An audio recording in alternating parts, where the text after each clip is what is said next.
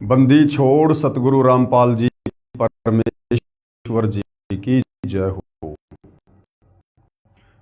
परम पिता परमात्मा सारी सृष्टि के रचनहार कुल मालिक असंख्यों के जगत तीन परवेश सब राजा धीराज आत्मा धार नाथों के नाथ देव के देव महादेव सर्वेश्वर महेश्वर मृत्युंजय अजरो अमर आदि अनादि सनातनी प्रभु जगत पिता जगदीश्वर श्री श्री 1008 की उपाधि के वास्तविक अधिकारी अकाल मूरत सौद स्वरूपी राम वासुदेव सर्वगतम ब्रह्म परम पूज्य प्रथम पूज्य परम संत परम पुरुष परम धनी परम दयालु सत्य कबीर हक्का कबीर अल्लाहु कबीर अल्लाहु अकबर बाखबर अल्लाह ताला जगत के तारणहार जगत के मुक्तिदाता जगत के जगन्नाथ हारे के सहारे हिंदुओं के राम मुसलमानों के अल्लाह सिखों के वाहिगुरु ईसाइयों के मसीह दया के सागर दयानिधि करुणा के सागर करुणानिधि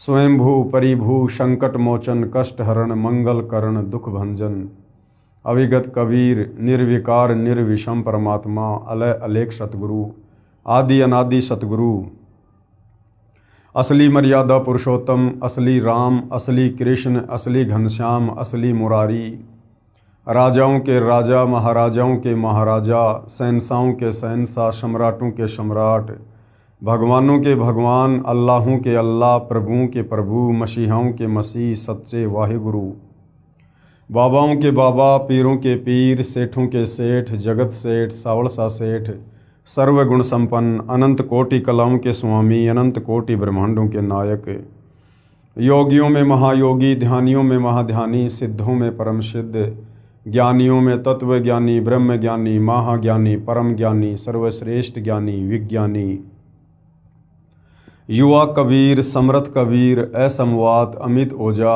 सच्चे रहनुमा करीम अल्लाह सुभान अल्लाह दुनिया के अंतिम पैगंबर 8 सितंबर 1951 से गांव धनाना जिला सोनीपत हरियाणा भारतवर्ष की पावन भूमि पे प्रकट रियल कल की भगवान श्री नारायण साकार हरि श्री बाबा साहेब नूर अनंत परमात्मा सच्चे दरवेश सच्चे बाखबर संत श्रोमणी सतगुरु रामपाल जी परमेश्वर जी के चरण कमल में साध संगति से जुड़े हुए आप और हम सभी भाई बहनों का अनंत कोटि दंडवत प्रणाम। सत्साई भाई और बहनों, बहुत बड़ी दया बहुत बड़ी मेहर पूज्य गुरुदेव भगवान की परमेश्वर रामपाल जी की, जिनके शुभ आशीर्वाद से विशेष आशीर्वाद से उन्हीं के कर कमल से लिखित पवित्र पुस्तक ज्ञान गंगा के ऊपर वीडियो बनाने की श्रृंखला जारी है। इसी श्रृंखला में आज हमारा ये तीसरे नंबर का वीडियो है। फिलहाल हम ज्ञान गंगा पुस्तक की भूमिका के ऊपर चल रहे हैं और भूमिका को समझना बहुत ही महत्वपूर्ण होता है, क्योंकि भूमिका को समझे बिना हम किसी भी पुस्तक को आगे नहीं समझ सकते। तो भाई और बहनों, अभी तक जो 2 वीडियो ज्ञान गंगा पुस्तक पर बन चुके हैं, आप जी यदि पहली बार ये वीडियो देख रहे हैं तो आपने पहले के 2 वीडियो भी अवश्य देखने चाहिए और सीरियल वाइज आपने प्रत्येक वीडियो को अवश्य देखना चाहिए। विशेषकर हिंदू समाज से जुड़े श्रद्धालु भगत भाई बहन, उनके लिए ये पवित्र पुस्तक ज्ञान गंगा किसी वरदान से कम नहीं है, क्योंकि जो ज्ञान हमें हमारे तत्व ज्ञानहीन धर्म गुरु सतयुग से लेकर वर्तमान समय तक नहीं दे पाए, वो समस्त शास्त्रों से प्रमाणित ज्ञान आप जी को इस पवित्र पुस्तक ज्ञान गंगा में पढ़ने को मिलेगा। और हमारी वो तमाम शंकाएं वो भ्रमणाएं भक्ति और भगवान को लेकर जो हमारे मन में उठती चली आई हैं, जिनका समाधान आज तक कोई नहीं कर पाया, आपकी प्रत्येक शंका का समाधान इस पवित्र पुस्तक ज्ञान गंगा से होगा।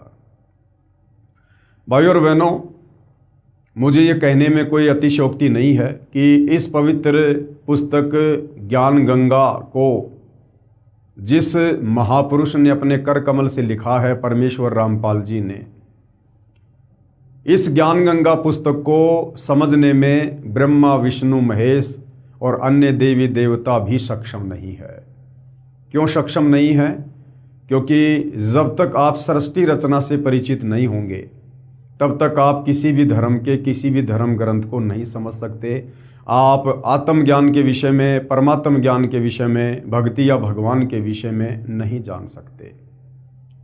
और सृष्टि रचना को समझने का सौभाग्य ब्रह्मा विष्णु महेश जी को प्राप्त नहीं है, क्योंकि परमपिता परमेश्वर कबीर साहिब की जब जब वे सतलोक से चलकर इस पृथ्वी लोक पर तत्वदर्शी संत के रूप में प्रकट होते हैं, तो ये दया वे केवल मानव शरीर प्राप्त आत्माओं पर ही करते हैं। क्योंकि इस पृथ्वी लोक को मुक्ति खेत भी कहा है, यानी जो इस काल ब्रह्म के 21 ब्रह्मांड हैं, उनमें केवल ये पृथ्वी लोक ही एक ऐसी जगह है जहाँ पर मनुष्य जन्म प्राप्त करके हम पूर्ण तत्वदर्शी संत की शरण में आकर मुक्ति प्राप्त कर सकते हैं। तो मोक्ष प्राप्ति का जो परम सौभाग्य वर्तमान में आप और हम मानव शरीरधारी आत्माओं को, स्त्री पुरुषों को है, ये सौभाग्य ब्रह्मा विष्णु महेश को भी नहीं है। तो जो कंप्लीट ज्ञान ये परमपिता परमेश्वर कबीर साहिब सतगुरु रूप में इस पृथ्वी पर आकर आप और हम मानव शरीरधारी आत्माओं को देते हैं, ये कंप्लीट ज्ञान ब्रह्मा विष्णु महेश को भी नहीं बताया जाता है। इसलिए भाइयों और बहनों, आप इस पुस्तक को कोई सामान्य पुस्तक ना समझें और ना ही पुस्तक के लेखक को कोई सामान्य संत या व्यक्ति समझें।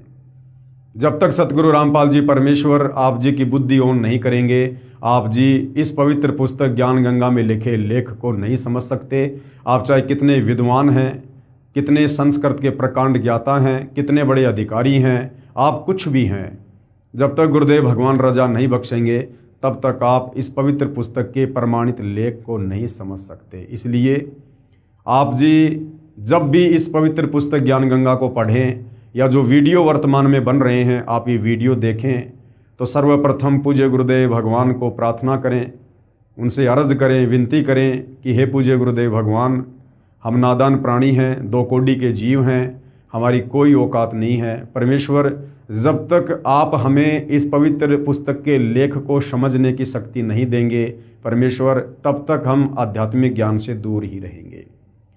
तो परमेश्वर जब साधक के आधीन भाव को देखता है, श्रद्धा भाव को देखता है, तो अवश्य दया भी करता है।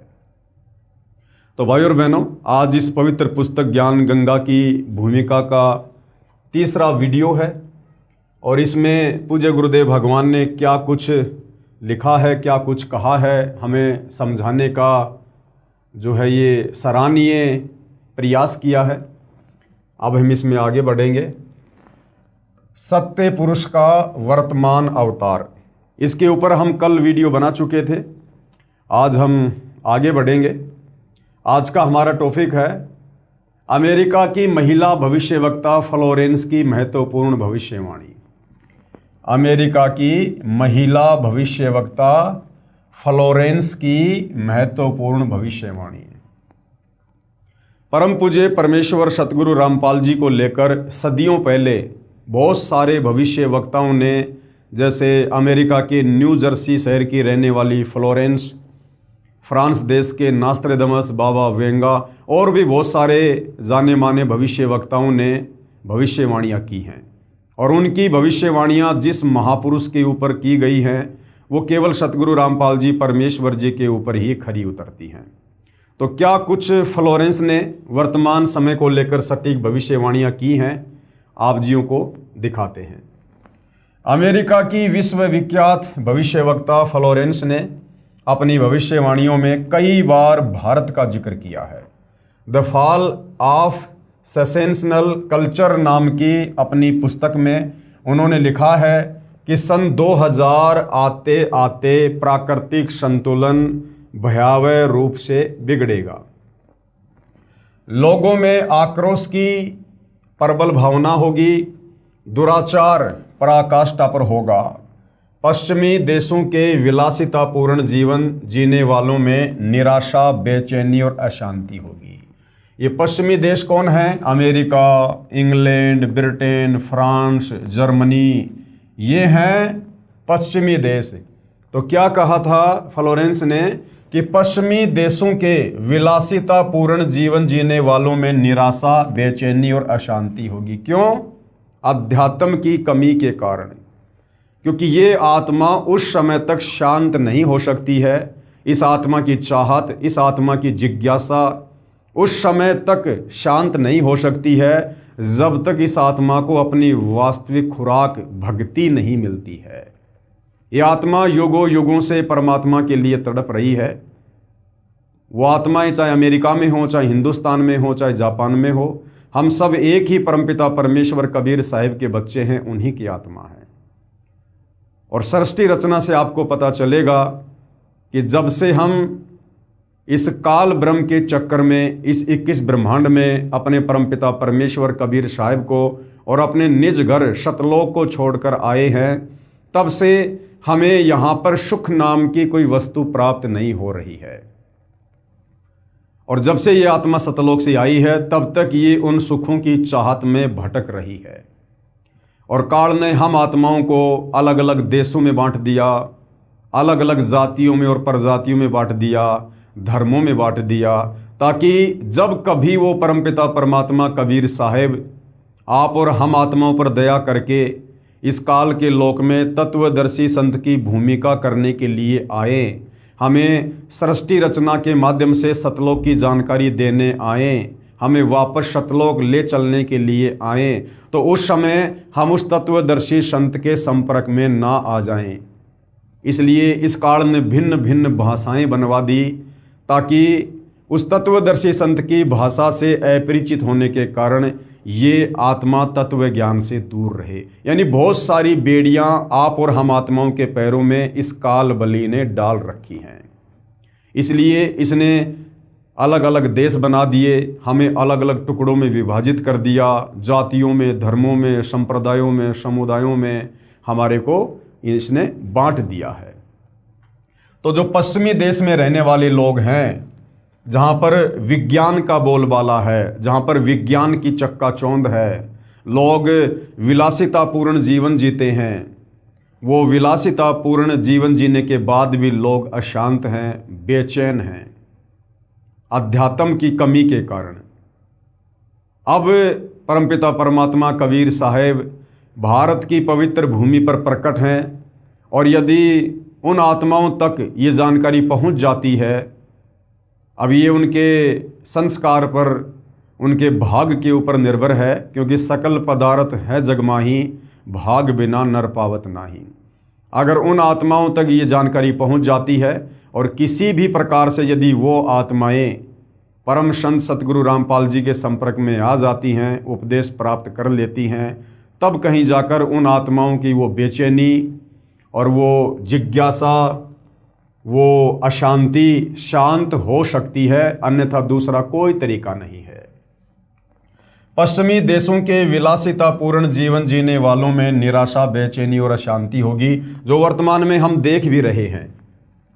अतृप्त अभिलाषाएं, यानी कितना ही विज्ञान के माध्यम से आविष्कार कर लो, फिर भी उनकी अभिलाषाएं शांत नहीं हो सकती। पहले साइकिल बनाई, फिर आगे बढ़े मोटरसाइकिल बनाई, उससे भी शांति नहीं मिली। फिर चौपहिया वाहन बनाया, उससे भी शांति नहीं मिली। फिर एरोप्लेन बनाई, उससे भी शांति नहीं मिली। उसके बाद मंगल ग्रह पे जाने की योजना बना रहे हैं, चांद पर इंसान पहुंच चुका है। अर्थात जब तक हम सतलोक नहीं चले जाएंगे तब तक इस काल के 21 ब्रह्मांड में हमारी अभिलाषाएं इसी प्रकार से उबाल खाती रहेंगी। अतृप्त अभिलाषाएं और जोर पकड़ेंगी, जिससे उनमें आपसी कटुता बढ़ेगी, यानी उनका भाईचारा बिगड़ेगा। चारों ओर हिंसा और बर्बरता का वातावरण होगा। ऐसा वातावरण होगा कि चारों ओर हाहाकार मच जाएगा। और वर्तमान में हम देख रहे हैं भाई और बहनों, किस प्रकार से यूक्रेन और रसिया के बीच में युद्ध छिड़ा हुआ है, किस प्रकार से ईरान और इजराइल के बीच में, ईरान और अमेरिका के बीच में, पाकिस्तान और अफ़गानिस्तान के बीच में। और वर्तमान में हम युग परिवर्तन के दौर में जी रहे हैं, और युग परिवर्तन अटल सत्य है, क्योंकि इसी पवित्र पुस्तक में कबीर परमेश्वर सतगुरु रामपाल जी ने अपने कर कमल से लिखा हुआ है कि युग परिवर्तन का निर्धारित समय सन 1905 से लेकर 2028 तक है। तो हम युग परिवर्तन की दहलीज पर हैं, और जब जब युग परिवर्तन होता है भयंकर जनहानि होती है, त्राहिमाम त्राहिमाम होता है। मुश्किल से 1.5 वर्ष का समय है, क्योंकि हम वर्तमान में मई 2026 में जी रहे हैं और 2028 युग परिवर्तन का अंतिम दौर है। उससे पहले पहले जो तांडव यहाँ पर काल और दुर्गा के द्वारा मचाया जाएगा, शायद आप और हमने पहले कभी कल्पना भी नहीं की होगी। चाहे मानव निर्मित आपत्तियां आए, चाहे प्राकृतिक आपत्तियां आए, हर प्रकार से ये मानव शरीरधारी प्राणी या लक 84 योनियों के प्राणी इस समय असहनीय पीड़ाओं को जो है प्राप्त होंगे, क्योंकि ये युग परिवर्तन का दौर है। लेकिन क्या होगा? लेकिन भारत से उठने वाली एक नई विचारधारा, अब भारत से कौन सी विचारधारा उठेगी भाई? भक्ति की, अध्यात्म की, शास्त्र अनुकूल साधना की, जो विचारधारा सन 1994 से सतगुरु रामपाल जी ने लागू कर रखी है। यानी सन 1994 से सतगुरु रामपाल जी ने अपने यथार्थ तत्व ज्ञान का प्रचार प्रसार करना शुरू किया था। लेकिन भारत से उठने वाली एक नई विचारधारा इस घातक वातावरण को समाप्त कर देगी। वह विचारधारा वैज्ञानिक दृष्टि से सामंजस्य और भाईचारे का महत्व समझाएगी। यानी जो सतगुरु रामपाल जी की अध्यात्म वाली विचारधारा है, वो लोगों को समझाएगी वैज्ञानिक दृष्टि से कि भाई विज्ञान और धर्म में आपस में विरोधाभास नहीं है, विज्ञान और धर्म की कोई टक्कर, कोई मुकाबला नहीं है। अध्यात्म ज्ञान के अभाव में लोग समझ नहीं पा रहे हैं और लोग सोचते हैं कि जो लोग धार्मिक होते हैं वो लोग मूर्ख होते हैं, पागल होते हैं, उन्हें जीवन जीने का नहीं पता होता है। ये विज्ञान को फॉलो करने वाले लोगों का मत होता है। लेकिन असल में विज्ञान का और धर्म का कोई टकराव नहीं होता है, अपितु विज्ञान तो धर्म के आगे ऊंट के मुंह में जीरे के बराबर भी नहीं है, जीरे के बराबर भी। तो सतगुरु रामपाल जी परमेश्वर जी ने हमें यही समझाया है, यही बताया है कि विज्ञान तो इस अध्यात्म को समझने के लिए परमपिता परमेश्वर जी ने दी है। ये विज्ञान अध्यात्म को समझने में सहायक है। विज्ञान से हम धर्म को समझेंगे तो विज्ञान और धर्म का आपस में कोई टकराव किसी भी प्रकार का नहीं है। वह विचारधारा वैज्ञानिक दृष्टि से सामंजस्य और भाईचारे का महत्व समझाएगी। वह यह भी समझाएगी कि धर्म और विज्ञान में आपस में विरोध नहीं है। आध्यात्मिकता की उच्चता और भौतिकता का खोखलापन सबके सामने उजागर करेगी। आध्यात्मिकता की उच्चता यानी भक्ति की शक्ति और भौतिकता का खोखलापन सबके सामने उजागर करेगी। यानी आने वाले समय में जो लोग भगत होंगे, जो भक्ति करेंगे, और भक्ति कौन सी? शास्त्र अनुकूल भक्ति।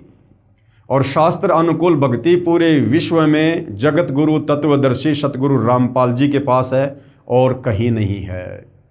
तो आने वाले समय में जो लोग भक्ति करेंगे, नेक नीति से जीवन जिएंगे, सतगुरु की शरण में रहकर मर्यादा में भक्ति करेंगे, वो निरंतर ऊपर की ओर ही उठते चले जाएंगे। वो हर प्रकार की समस्याओं से, पीड़ाओं से, रोग से, कष्टों से, तीन ताप के दुख से दूर होंगे। और जो लोग विज्ञान को ही सब कुछ मानकर विलासितापूर्ण जीवन जी रहे हैं, उन लोगों के जीवन में आने वाले समय में कष्ट ही कष्ट होंगे। आध्यात्मिकता की उच्चता और भौतिकता का खोखलापन सबके सामने उजागर करेगी। मध्यम वर्ग उस विचारधारा से बहुत अधिक प्रभावित होगा। मध्यम वर्ग कौन है? आप और हमारे जैसे लोग, जो ना गरीब हैं ना अमीर हैं, जो ना गरीब हैं ना अमीर हैं, अपना नेक नीति ईमानदारी से मेहनत मजदूरी करके, कोई अपने खेतों में काम करके, छोटा मोटा व्यवसाय करके जो अपना और अपने परिवार का पालन पोषण कर रहा है, उनको कहते हैं मध्यम वर्ग के लोग। तो सबसे पहले आप देख रहे होंगे सतगुरु रामपाल जी की शरण में मध्यम वर्ग के लोग ही आए हैं। मध्यम वर्ग उस विचारधारा से बहुत अधिक प्रभावित होगा। यह वर्ग समाज के सभी वर्गों को अच्छे समाज के निर्माण के लिए उत्प्रेरित करेगा। जिस प्रकार मध्यम वर्ग से आने वाले सतगुरु रामपाल जी के फॉलोअर आज ज्ञान गंगा पुस्तक को हाथ में लेकर सभी लोगों को ज्ञान समझाने की दिशा में आगे बढ़ रहे हैं। एक अच्छे और स्वच्छ समाज का निर्माण करने के लिए बीड़ा उठा रखा है ज्ञान आधार से। यह वर्ग समाज के सभी वर्गों को अच्छे समाज के निर्माण के लिए उत्प्रेरित करेगा। यह विचारधारा पूरे विश्व में चमत्कारी परिवर्तन लाएगी। यही सतगुरु रामपाल जी का ज्ञान, सतगुरु रामपाल जी के द्वारा दी गई शास्त्र अनुकूल सत भक्ति पूरे विश्व को बदल के रख देगी आने वाले समय में। आगे उस फ्लोरेंस ने क्या कहा, मुझे अपनी छठी अतीन्द्रिय शक्ति से यह एहसास हो रहा है कि इस विचारधारा को जन्म देने वाला वह महान संत भारत में जन्म ले चुका है। अब भाइयों और बहनों, ये जितने भी भविष्य वक्ता होते हैं इनको अध्यात्म के विषय में कोई विशेष जानकारी नहीं होती है। ये शास्त्र अनुकूल सत भक्ति से परिचित नहीं होते हैं। ये जो भी कुछ भविष्यवाणी करते हैं ये इनकी अपनी भक्ति कमाई होती है। जब इन्होंने कभी किसी जन्म में, जब इनको मनुष्य जन्म प्राप्त था स्त्री या पुरुष का, और इन्होंने तत्वदर्शी संत की शरण में आकर जैसी भी भक्ति की परंतु ये मोक्ष प्राप्त नहीं करवा पाए, तो उस समय की गई भक्ति के प्रतिफल में, उसके स्वरूप में आगे जब इनको मनुष्य जन्म मिलता है तो पूर्व जन्म की थोड़ी बहुत भक्ति इनके पास में शेष रह जाती है। उस भक्ति के आधार से इस प्रकार के जो ये दर्शन हैं, ये लोग इस प्रकार की भविष्यवाणियां जो है ये करते हैं। वैसे इनको अध्यात्म के विषय में कंप्लीट जानकारी नहीं होती है। मुझे अपनी छठी अतीन्द्रिय शक्ति से यह एहसास हो रहा है कि इस विचारधारा को जन्म देने वाला वह महान संत भारत में जन्म ले चुका है। हालांकि सतगुरु रामपाल जी, परमेश्वर जी, आप और हमारी तरह माँ के गर्भ से एक आम व्यक्ति की तरह जेर में लिपट कर माँ के गर्भ से बाहर नहीं आए हैं, और ना ये कबीर भगवान कभी माँ के गर्भ से जन्म लेता है, क्योंकि परमेश्वर जी की अपनी वाणी है, ना सतगुरु जननी जने जाके माना बाप, पिंड ब्रह्मंड से रहित है ना वहाँ तीनों ताप। अभी आप सतगुरु रामपाल जी के तत्व ज्ञान से अपरिचित हैं। अभी आप पहले उनके ज्ञान को थोड़ा अच्छे से समझिएगा, सत्संग सुनिएगा, फिर जब आप उनके शरण में आकर भक्ति शुरू करेंगे, परमेश्वर आपका ज्ञान योग खोलेंगे, फिर आपको ये सारी बातें समझ में आएंगी कि क्यों तत्वदर्शी संत कभी माँ के गर्भ से जन्म नहीं लेता है। क्योंकि तत्वदर्शी संत की भूमिका, पूर्ण संत की भूमिका, या यूं कहिए जगत गुरु की भूमिका स्वयं कबीर भगवान ही निभाने के लिए धरती पर आते हैं। और कबीर भगवान जो कि स्वयंभू है, परिभू है, जिन्होंने सर्व आत्माओं को उत्पन्न किया है, उन्हें जन्म देने में कोई भी आत्मा सक्षम नहीं है। वो कबीर परमात्मा जब चाहे, जहाँ चाहे, जिस उम्र में चाहे वो प्रकट होकर अपना ज्ञान देता है। तो सतगुरु रामपाल जी परमेश्वर कोई सामान्य संत या महात्मा नहीं है। अगर हम इनको जगत गुरु कहते हैं, तत्वदर्शी संत कहते हैं, तो जगत गुरु और तत्वदर्शी संत ये दोनों भूमिका कबीर परमेश्वर जी के अलावा सृष्टि में कोई अन्य नहीं कर सकता है। ठीक है, परमपिता परमेश्वर की लीलाएं अजब गजब है। आप और हम सामान्य प्राणी इतना जल्दी समझने में सक्षम नहीं हैं, लेकिन यदि हम उनका ज्ञान सुनते रहे, भक्ति करते रहे, तो एक न एक दिन परमेश्वर हमारा ज्ञान योग अवश्य खोलेंगे और हमें ये गुप्त रहस्य भी समझ में आने लगेंगे। वह महान संत भारत में प्रकट हो चुका है और सतगुरु रामपाल जी 8 सितंबर 1951 से प्रकट हैं। उस संत के ओजस्वी व्यक्तित्व का प्रभाव सबको चमत्कृत करेगा। ओजस्वी व्यक्तित्व मतलब जो ज्ञान वो देंगे, जो समाधान वो देश और दुनिया का करेंगे, आने वाले समय में तीसरे विश्व युद्ध को जो रोकेंगे, भारत देश की अन्य देशों के आक्रमण से रक्षा करेंगे, तो इस प्रकार का जो प्रभाव होगा, जो ये चमत्कार होंगे, वो देश और दुनिया को प्रभावित करेंगे। उस संत के ओजस्वी व्यक्तित्व का प्रभाव सबको चमत्कृत करेगा। उसकी विचारधारा अध्यात्म के कम होते जा रहे प्रभाव को फिर से नई स्फूर्ति देगी। चारों ओर आध्यात्मिक वातावरण होगा, यानी घर घर में सतगुरु रामपाल जी की भक्ति होगी, घर घर में सतगुरु रामपाल जी की पूजा होगी। हर व्यक्ति नेक नीति ईमानदारी से अपना जीवन जिएगा, वो स्वयं भी जिएगा और दूसरों को भी जीने देगा। तो एक प्रकार से आध्यात्मिक वातावरण पूरे विश्व में फिर से पनपेगा। संत की विचारधारा से प्रभावित लोग विश्व के कल्याण के लिए पश्चिम की ओर चलेंगे। धीरे धीरे एशिया, यूरोप और अमेरिका पर पूरी तरह छा जाएंगे। यानी इन देशों में सतगुरु रामपाल जी का आने वाले समय में जोरों शोरों से ज्ञान प्रचार होगा। उस संत की विचारधारा से पूरा विश्व प्रभावित होगा और उनके चरण चिन्हों पर चलेगा। यानी जो सतगुरु रामपाल जी की भक्ति मर्यादा हैं, उन मर्यादाओं में रहकर लोग भक्ति करेंगे, अपना जीवन यापन करेंगे। पश्चिमी देश के लोग उन्हें ईसा कहेंगे। पश्चिमी देश के लोग यानी जो ये ईसाई लोग हैं, जो ईसा मसीह को मानते हैं, जब उन्हें सतगुरु रामपाल जी परमेश्वर जी के विषय में पता चलेगा कि तुम्हारा रियल मसीहा धरती पर 8 सितंबर 1951 को प्रकट हो चुका है सतगुरु रामपाल जी के नाम से, तो जो पश्चिमी देशों के लोग हैं वो सतगुरु रामपाल जी को पहचान कर उन्हें अपना मसीहा कहेंगे। मुसलमान उन्हें एक सच्चा रहनुमा, मुसलमान भाई, जब उन्हें पता चलेगा कि वास्तव में हमारा जो पैगंबर है, जो रसूल है, सतगुरु रामपाल जी हैं, तो मुसलमान धर्म के लोग उन्हें सच्चा रहनुमा कहेंगे, अपना अल्लाह कहेंगे। और एशिया के लोग उन्हें भगवान का अवतार मानेंगे। और जो एशिया है, एशिया जो महाद्वीप है जिसमें बहुत सारे देश आते हैं, ये सभी देश सतगुरु रामपाल जी को भगवान कहेंगे, भगवान का अवतार कहेंगे। यानी भगवान खुद ही धरती पर अवतरित होकर आए हैं। उस महान संत की विचारधारा से बौद्धिक क्रांति होगी। बौद्धिक क्रांति का मतलब है हम भक्ति मार्ग को अच्छे से समझेंगे, हम लोग चिंतन मनन करेंगे आत्मज्ञान पर, परमात्म ज्ञान पर। बुद्धिजीवियों की मान्यताएं बदलेंगी। यानी जो पढ़े लिखे लोग, बड़े बड़े शिक्षित लोग, बड़े बड़े अधिकारी लोग जो उच्च उन पदों पर आसीन हैं, जो विज्ञान को ही सब कुछ माना करते थे, शिक्षा को ही सब कुछ मान बैठे थे, अब उन लोगों की विचारधारा बदलेगी और उन लोगों का रुख धीरे धीरे भक्ति की तरफ बढ़ेगा। बुद्धिजीवियों की मान्यताएं बदलेंगी, उनमें ईश्वर के प्रति श्रद्धा और विश्वास की कोपलें फूटेंगी। फ्लोरेंस के अनुसार वह संत भारत में प्रकट हो चुका है। फ्लोरेंस के अनुसार जन्म ले चुका है और हम भक्तों के अनुसार प्रकट हो चुका है। वह इस संत से काफी प्रभावित थी।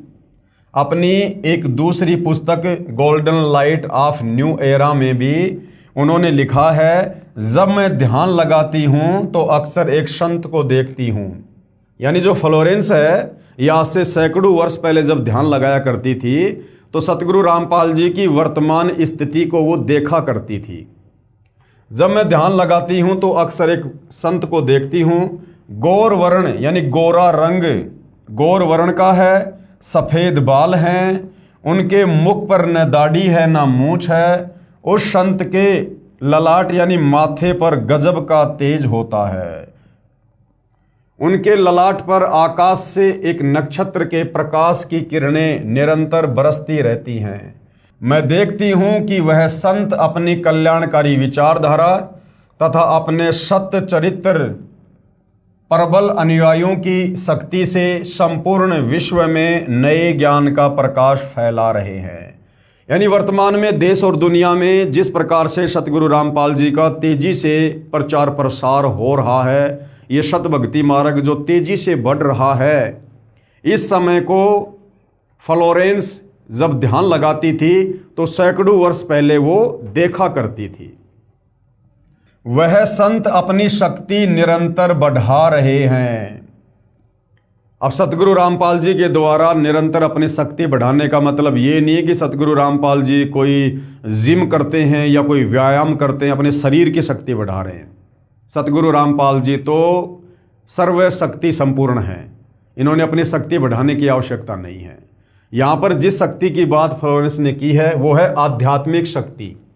यानी सतगुरु रामपाल जी के भगत जिस प्रकार से सतगुरु रामपाल जी से ज्ञान प्राप्त करके फिर समाज में अन्य लोगों को ज्ञान समझाने की दृष्टि से ज्ञान प्रचार कर रहे हैं, जिस प्रकार सतगुरु रामपाल जी के ज्ञान का प्रचार प्रसार भारत देश सहित अन्य देशों में दिन दोगुना रात चौगुना बढ़ रहा है, यहाँ पर उस शक्ति की बात जो है फ्लोरेंस के द्वारा की गई है। वह संत अपनी शक्ति निरंतर बढ़ा रहे हैं, उनमें इतनी शक्ति है कि वह प्राकृतिक परिवर्तन भी कर सकते हैं। यानी फ्लोरेंस का कहना कि उस महान संत में इतनी शक्ति है कि वो चाहे तो प्राकृतिक परिवर्तन भी कर सकते हैं, वो बाढ़ को भी रोक सकते हैं, वो अतिवृष्टि, अनावृष्टि, ओलावृष्टि या फिर अकाल जैसी स्थिति को भी रोक सकते हैं। यानी किसी भी प्रकार का कोई भी प्राकृतिक परिवर्तन करने में वर्तमान में सतगुरु रामपाल जी सक्षम हैं। उनमें इतनी शक्ति है कि वह प्राकृतिक परिवर्तन भी कर सकते हैं। वह अपना कार्य वैज्ञानिक ढंग से करेंगे, परंतु ये वर्तमान समय कलयुग की बिचली पीढ़ी का है, मोक्ष का प्राइम टाइम है, और इस समय सतगुरु रामपाल जी ने चमत्कार ना करके अपने ज्ञान के माध्यम से आत्माओं को मोक्ष के लिए तैयार करना है। तो वर्तमान में सीधा सीधा चमत्कार ना करके सतगुरु रामपाल जी वैज्ञानिक दृष्टिकोण से चलेंगे। अब जैसे कुछ दिन पहले हरियाणा में बाढ़ आई, लोगों के गांवों में, घरों में, खेतों में पानी भर गया, जनजीवन अस्त व्यस्त होने लगा। लोगों ने सतगुरु रामपाल जी से जो है अर्ज की, प्रार्थना की, तो सतगुरु रामपाल जी ने समर्थ होते हुए और वैज्ञानिक तरीके से काम किया। यानी वैज्ञानिकों को परमात्मा ने जो सद्बुद्धि दी और जो वैज्ञानिक उपकरण बनवाए, उन वैज्ञानिक उपकरणों के माध्यम से, मोटर और पाइप के माध्यम से उन्होंने उन किसानों के खेतों का, घरों का पानी जो है बाहर निकलवाया। यानी वो संत वैज्ञानिक ढंग से अपना काम जो है वो करेगा। उनमें इतनी शक्ति है कि वह प्राकृतिक परिवर्तन भी कर सकते हैं, वह अपना कार्य वैज्ञानिक ढंग से करेंगे। जैसे भाई और बहनों, हम सुना करते थे एक ऋषि का नाम अगस्त्य ऋषि, और उनके बारे में कहा जाता है कि उन्होंने 7 समुद्रों का पानी एक घूंट में पी लिया अपनी सिद्धि से। अब अगर उस अगस्त्य ऋषि की तुलना सतगुरु रामपाल जी से की जाए तो वो अगस्त्य ऋषि और उसकी पावर, उसकी सिद्धियां सतगुरु रामपाल जी के पैर के नाखून के बराबर भी नहीं है। जब वो छोटा सा ऋषि इस प्रकार का चमत्कार कर सकता है, 7 समुद्रों के पानी को मात्र एक घूंट में पी सकता है, तो सतगुरु रामपाल जी के लिए हरियाणा के किसानों का पानी अपनी समर्थता से सुखाने में भला क्या देरी थी। लेकिन ये परमात्मा वर्तमान में इस कलयुग की बिचली पीढ़ी में इस प्रकार के चमत्कार खुल्लम खुल्ला नहीं करेगा, ये वैज्ञानिक तरीके से अपना कार्य करेगा। उनमें इतनी शक्ति है कि वह प्राकृतिक परिवर्तन भी कर सकते हैं, वह अपना कार्य वैज्ञानिक ढंग से करेंगे। उनकी कृपा और प्रयत्नों से मानवीय सभ्यता में नई जागृति आएगी। यानी जिस प्रकार से वर्तमान में आध्यात्मिकता के अभाव के चलते इंसान के व्यवहार में, इंसान के नेचर में, इंसान के चरित्र में जो गिरावट आ चुकी है, वो धीरे धीरे धीरे धीरे वापस अपनी उसी वास्तविक स्थिति पर आएगी। यानी लोगों में फिर से जागृति आएगी, लोग भक्ति मार्ग पर चलेंगे, सही मायने में लोग एक इंसान बनेंगे। उनकी कृपा और प्रयत्नों से मानवीय सभ्यता में नई जागृति आएगी, विश्व के समस्त जन समूह में नई चेतना का संचार होगा, लोक शक्ति का नया रूप उभर कर सामने आएगा। लोक शक्ति का नया रूप, अब ये लोक शक्ति का नया रूप क्या है? यानी इस विश्व में यदि आने वाले समय में किसी महापुरुष को सबसे ज़्यादा अगर समर्थन मिलेगा जनता का, तो केवल सतगुरु रामपाल जी को मिलेगा। लोक शक्ति का एक नया रूप उभर कर सामने आएगा, जो सत्ताधारियों की मनमानियों पर अंकुश लगा देगा। यानी आने वाले समय में सतगुरु रामपाल जी को देश और दुनिया का इतना ज़बरदस्त समर्थन मिलेगा, ये जो सत्ताधारी लोग हैं, जो राजनेता हैं, इनकी मनमानियों के ऊपर अंकुश लग जाएगा। मजबूर हो जाएंगे ये राजनेता सतगुरु रामपाल जी के प्रवचन सुनने के लिए, सतगुरु रामपाल जी से उपदेश लेकर उनकी आज्ञा में रहकर सच्ची नीयत से राज्य करने के लिए। सत्ताधारियों की मनमानियों पर अंकुश लगा देगा। मनोचिकित्सक तथा सम्मोहन कला के विश्व प्रसिद्ध ज्ञाता डॉक्टर मोरे बर्नस्टीन की फ्लोरेंस से अच्छी दोस्ती थी। एक बार फ्लोरेंस ने उनसे भी कहा था, डॉक्टर, वह समय बड़ी तेजी से नज़दीक आ रहा है जब सत्ता लोलुप राजनेताओं की अपेक्षा आप जैसे समाज सेवकों की बातें समाज अधिक ध्यान से सुनेगा। 21वीं सदी के आते आते यानी सन 2000 के आते आते एक नई विचारधारा पूरे विश्व को प्रभावित करेगी। कौन सी विचारधारा? अध्यात्म की विचारधारा। सतगुरु रामपाल जी की भक्ति वाली विचारधारा पूरे विश्व को प्रभावित करेगी। हर राष्ट्र में सत्य चरित्र धार्मिक लोगों का संगठन लोगों के दिमाग में बैठी गलत मान्यताओं को बदल देगा। ये विचारधारा भारत से प्रस्फुटित होगी, यानी इस विचारधारा का जन्म भारत देश से होगा, वहीं से पूरे विश्व में फैलेगी। मैं उस पवित्र स्थान पर एक प्रचंड तपस्वी को देख रही हूं। यानी जो फ्लोरेंस थी वो सतगुरु रामपाल जी के विषय में कह रही है कि मैं उस पवित्र स्थान पर यानी सतलोक आश्रम बरवाड़ा उस बहन को उस समय अपनी ध्यान अवस्था में दिखाई दे रहा था, जहां बैठकर सतगुरु रामपाल जी देश और दुनिया को आध्यात्मिक ज्ञान दे रहे थे। मैं उस पवित्र स्थान पर एक प्रचंड तपस्वी को देख रही हूं जिसका तेज बड़ी तेजी से फैल रहा है, यानी उनका ज्ञान बड़ी तेजी से फैल रहा है। मनुष्य में सोए देवत्व को जगाने तथा धरती का स्वर्ग जैसा बनाने के लिए वह संत दिन रात प्रयत्न कर रहे हैं, सत्संग कर करके, अपने भक्तों के माध्यम से ज्ञान प्रचार करवा करवा के। एक पत्रकार ने सन 1964 में फ्लोरेंस से पूछा था कि क्या वह दुनिया का भविष्य बता सकती है, तो फ्लोरेंस ने इसके जवाब में कहा था, 1970 की शुरुआत व्यापक उथल पुथल के साथ होगी। 1989, 1980 के बाद ऐसे ऐसे भूकंप आएंगे कि न्यू जर्सी का कुछ हिस्सा तथा यूरोप और एशिया के कई देशों के स्थान भूकंप से नष्ट हो जाएंगे, और इसकी प्रत्येक भविष्यवाणी आज तक सही सिद्ध हुई है। कुछ हिस्से जलमग्न भी हो जाएंगे। तीसरा विश्व युद्ध का आतंक सबके दिमाग में बैठ जाएगा। अब वो समय आ गया है भाई और बहनों, जिस प्रकार से एक देश दूसरे देश का दुश्मन बनकर बैठा है, दुनिया तीसरे विश्व युद्ध के मुहाने पर खड़ी है। लोगों के दिमाग में तीसरे विश्व युद्ध का आतंक बैठ चुका है। ये वर्तमान समय के लिए उसने ये भविष्यवाणी की है। तीसरे विश्व युद्ध का आतंक सबके दिमाग में बैठ जाएगा और वे इस युद्ध की तैयारी करेंगे। लेकिन भारतीय राजनेता अपने प्रभाव और बुद्धि से तीसरे विश्व युद्ध को टालने में सफल हो जाएंगे। लेकिन भारतीय राजनेता, अब ये राजनेता कौन होंगे?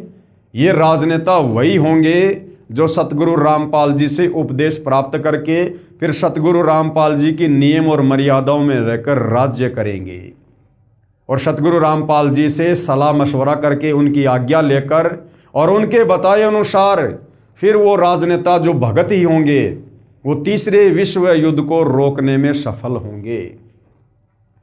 लेकिन भारतीय राजनेता अपने प्रभाव और बुद्धि से तीसरे विश्व युद्ध को टालने में सफल हो जाएंगे। तीसरे विश्व युद्ध के शुरू होने तक भारत के शासन की बागडोर आध्यात्मिक प्रवृत्ति के लोगों के हाथ में होगी। तीसरा विश्व युद्ध जो अपने पीक टाइम पर होगा, उस समय जो भारतीय राजनीति में जो राजनेता होंगे, प्रधानमंत्री होगा, मुख्यमंत्री होगा, राष्ट्रपति होगा, ये सब सतगुरु रामपाल जी की शरण में होंगे। तीसरे विश्व युद्ध के शुरू होने तक भारत के शासन की बागडोर आध्यात्मिक प्रवृत्ति के लोगों के हाथ में होगी। इसलिए उनके प्रभाव से विश्व युद्ध टलेगा, उन राजनेताओं के प्रभाव से नहीं टलेगा। वो राजनेता केवल भगत होंगे, सतगुरु रामपाल जी जैसा भी दिशा निर्देश देंगे और सतगुरु रामपाल जी के आशीर्वाद से, उनकी शक्ति से वो विश्व युद्ध जो है वो टलेगा। वे शासक एक महान संत के ओजस्वी तथा क्रांतिकारी विचारधारा से प्रभावित होंगे, यानी वो सतगुरु रामपाल जी से उपदेश प्राप्त कर चुके होंगे। वे उस संत के प्रति उसी तरह समर्पित होंगे जैसे वाशिंगटन स्वतंत्रता एवं मानवता के प्रति समर्पित थे। वो राजनेता जो सतगुरु रामपाल जी से उपदेश प्राप्त करके राजनीति करेंगे धर्म नीति में रहकर, वे उस संत यानी सतगुरु रामपाल जी के प्रति उसी तरह समर्पित होंगे जैसे वाशिंगटन कौन था? अमेरिका का प्रथम राष्ट्रपति। जैसे वाशिंगटन स्वतंत्रता और मानवता के प्रति समर्पित थे। अमेरिका के शहर न्यू जर्सी की रहने वाली फ्लोरेंस सचमुच एक विलक्षण महिला थी। एक बार नेबेल नाम के व्यक्ति ने टीवी कार्यक्रम के दौरान उनसे बोला, आप भारत में जन्म ले चुके संत के बारे में तो अक्सर बताती रहती हैं, मैं अपने बारे में कुछ जानना चाहता हूं, बताइए। तो नेबेल के बारे में फ्लोरेंस ने क्या बताया? फ्लोरेंस ने उसके दाहिने हाथ को थाम लिया और बोली, आप बहुत जल्द किसी दूसरे राज्य से प्रसारण करेंगे।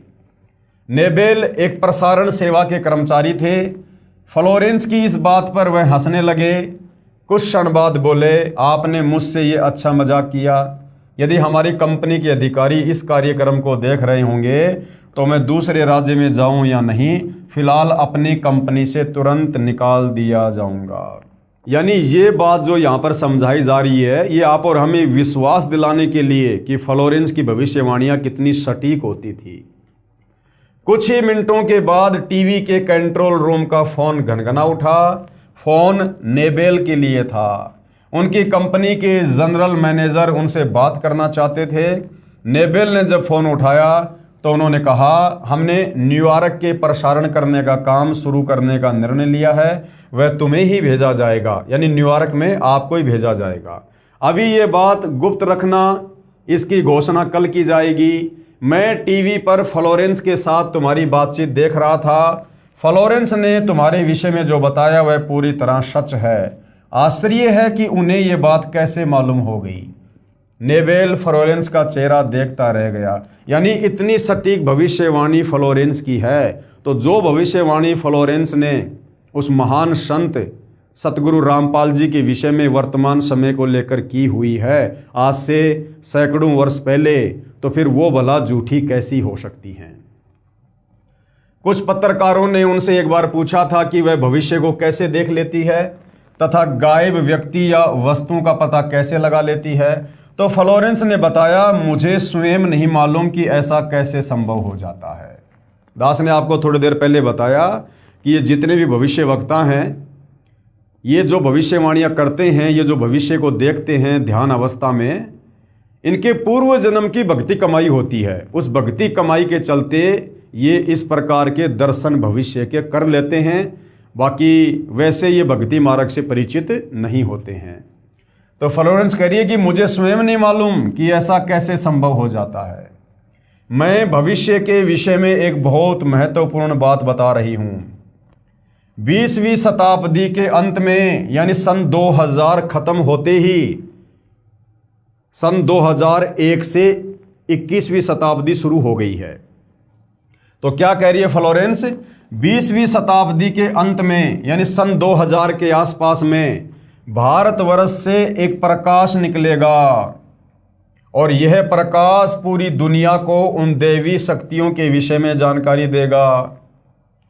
तो भाइयों और बहनों, सन 1994 में, सन 2000 से 6 वर्ष पहले, इन देवी देवताओं के विषय में, ब्रह्मा विष्णु महेश के माता पिता के विषय में, इनके जन्म और मरण के विषय में, काल और दुर्गा के विषय में, अक्षर पुरुष के विषय में, धर्मशास्त्रों के विषय में, शतलोक और सृष्टि रचना के विषय में जो जानकारी सतयुग से लेकर वर्तमान तक छुपी हुई थी, किसी भी धर्म का कोई भी धर्मगुरु समाज को नहीं बता पाया था तत्व ज्ञान के अभाव से, वो जानकारी सतगुरु रामपाल जी ने उजागर करनी शुरू की उन दैवीय शक्तियों के विषय में। उसके विषय में यहाँ पर फ्लोरेंस कह रही है कि 20वीं शताब्दी के अंत में भारतवर्ष से एक प्रकाश निकलेगा यानी सतगुरु रामपाल जी के विषय में बात हो रही है, जो उन्होंने 1994 में अपना यथार्थ 13वां कबीर पंथ शुरू करके ज्ञान प्रचार करना शुरू किया था। 20वीं शताब्दी के अंत में भारतवर्ष से एक प्रकाश निकलेगा। ये प्रकाश पूरी दुनिया को उन दैवीय शक्तियों के विषय में जानकारी देगा जो अब तक हम सभी के लिए रहस्यमय बनी हुई थी। यानी किसी को नहीं पता था। सब लोग ब्रह्मा विष्णु महेश को अजरो अमर मानते थे, दुर्गा जी को जगत जननी मानते थे, श्री ब्रह्मा जी को सृष्टि का रचयिता माना करते थे, धर्म कर्म के जाल में उलझे हुए थे। तो 20वीं सदी के अंत में, यानी 20वीं सदी समाप्त होती है सन 2000 में, और उसका जो अंतिम समय था उससे 6 साल पहले सन 1994 से सतगुरु रामपाल जी ने उन दैवीय शक्तियों के विषय में, देवी देवताओं के विषय में अपने तत्व ज्ञान के माध्यम से लोगों को जानकारी देना शुरू किया, जो अब तक हम सभी के लिए रहस्यमय बनी हुई थी। देवी शक्तियों की जानकारी जो सतगुरु रामपाल जी महाराज द्वारा बताई गई है, कृपया पढ़ें इसी पुस्तक के पेज नंबर 20 पर सृष्टि रचना। एक दिव्य महापुरुष द्वारा ये प्रकाश पूरे विश्व में फैलेगा। ये अध्यात्म वाला, भक्ति मार्ग वाला एक दिव्य महापुरुष यानी सतगुरु रामपाल जी के द्वारा ये प्रकाश, अध्यात्म का प्रकाश पूरे विश्व में फैलेगा। वह सभी को सत मार्ग पर चलने की प्रेरणा देगा, भक्ति मार्ग पर चलने की प्रेरणा देगा। समस्त दुनिया में एक नई सोच की ज्योति फैलेगी।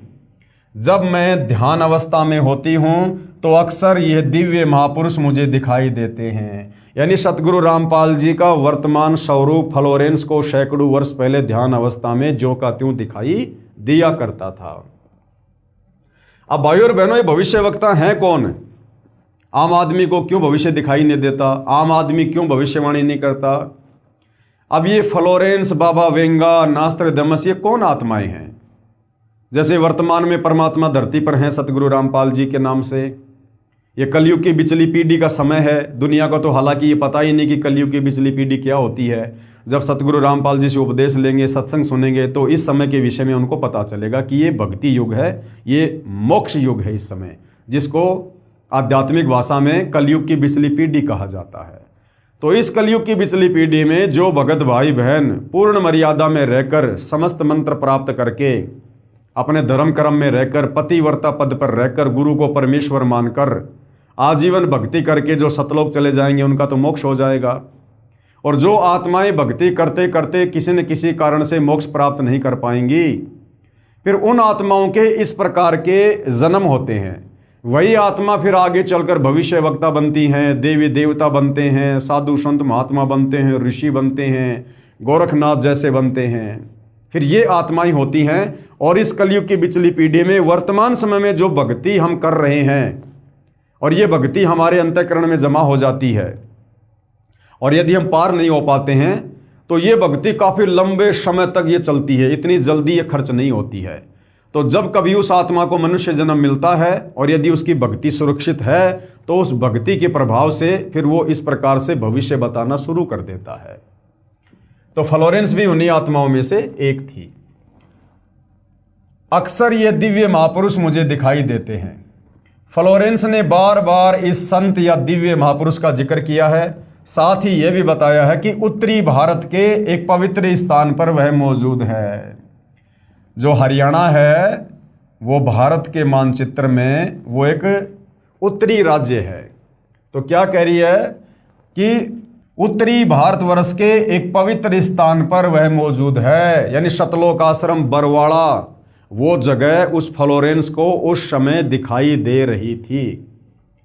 सजनों, उपरोक्त भविष्यवाणी तथा वर्तमानवाणी है जो परम संत रामपाल जी महाराज पर खरी उतरती है, यानी सतगुरु रामपाल जी भगवान पर यह वाणी खरी उतरती है, तथा इसी का समर्थन अन्य भविष्यवाणियां भी करती हैं जो आगे लिखी हैं। वो भी हम देखेंगे इसी पुस्तक में। आगे हम इस पवित्र पुस्तक ज्ञान गंगा में बढ़े। भाई बाले वाली जन्म साखी में प्रमाण है, यानी वर्तमान में सतगुरु रामपाल जी ही वो महापुरुष है, वो परम संत है, जगत गुरु है, जो दुनिया का उद्धार करेंगे और इस आध्यात्मिक शक्ति को, आध्यात्मिक चेतना को पूरे विश्व में फैलाएंगे। ये भाई बाले वाली जन्म साखी में भी इसका जो है ये प्रमाण है। एक महापुरुष के विषय में भाई बाले वाली जन्म साखी में भगत प्रहलाद की भविष्यवाणी। ये भाई बाला कौन था? भाई बाला और मर्दाना ये आदरणीय नानक जी के भगत थे। ये ज़्यादातर समय ये नानक जी के साथ में रहा करते थे। तो भाई बाले वाली जन्म साखी में प्रमाण, भाई बाले वाली जन्म साखी में लिखा गया विवरण स्पष्ट करता है कि सतगुरु रामपाल जी महाराज ही वह अवतार हैं जिन्हें परमेश्वर कबीर जी तथा संत नानक जी के पश्चात पंजाब की धरती पर अवतरित होना था। अवतरित होना था, एक होता है अवतार, एक होता है अवतरित होना। अवतार होता है किसी आत्मा को भेजा जाता है, उसको अवतार कहते हैं। जैसे विष्णु लोक जी से जो आत्माएं यहाँ आती है, अवतार धारण करती हैं, उनको अवतार कहा जाता है। और अवतरित का मतलब होता है खुद वो माँ शक्ति धरती पर प्रकट हो, उसको अवतरित होना कहते हैं।